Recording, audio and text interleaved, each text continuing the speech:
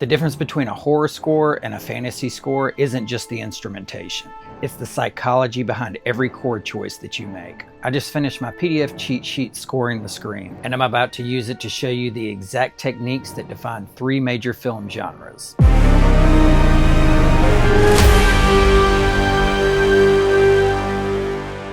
So one of the genres I did want to cover obviously was horror. I'm a big fan of writing for horror.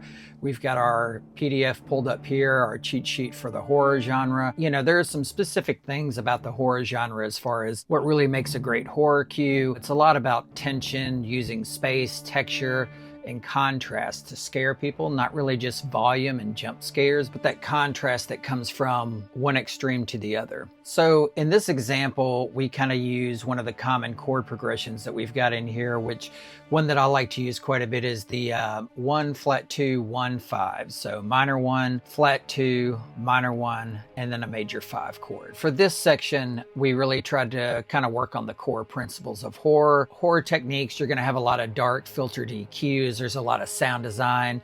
You're looking for that psychological impact. At the end of the day, if it serves the picture and it serves the director's vision, then you've done the job. So let's look at the example. Just listening to some piano first. This is just your chord progression here. So at its simplest form, we've got a 1, got your flat 2, back to your minor 1, and then your 5 chord. So let's hear it in context. So for this, basically we used a little bit of some strings, a little bit of the horror box synth, but this would be a good example of using that chord progression to add atmosphere and mood to a scene.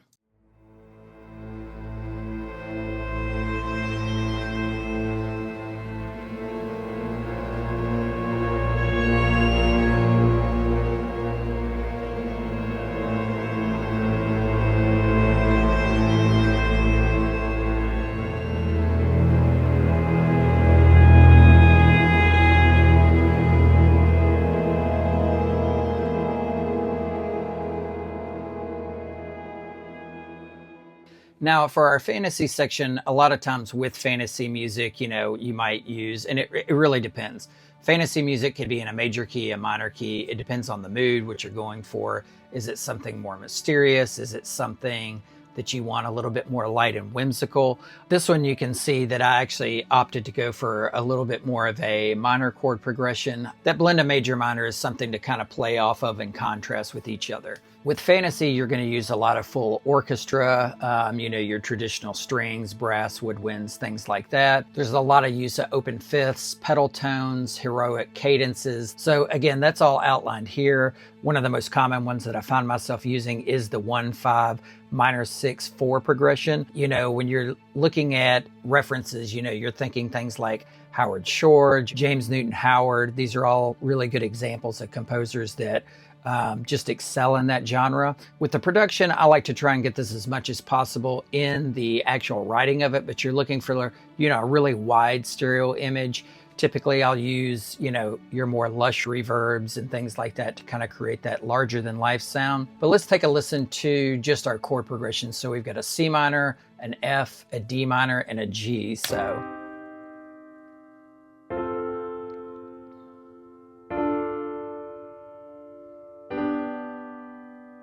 and let's check out what it actually sounds like in context with, for this we use a little bit of percussion, some celeste and harp, a little bit of glockenspiel, mainly strings, and a little bit of some horns. So let's give a listen to what that sounds like.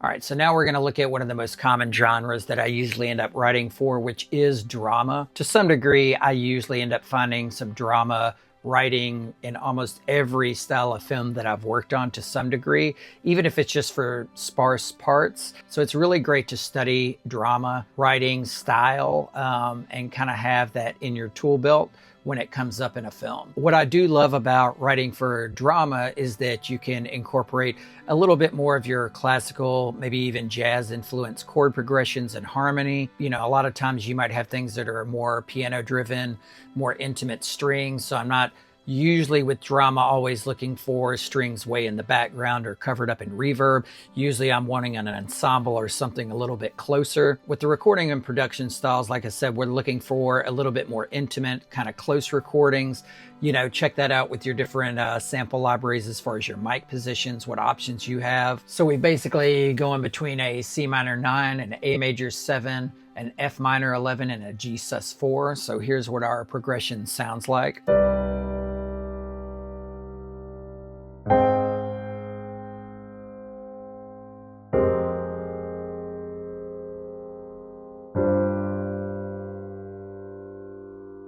Basically, it is strings and felt piano and an oboe. That's really all we've got going on here. It's pretty simple. Tried to make the felt piano kind of more the star of the show with just a little bit of embellishment and texture from the strings. So let's check it out.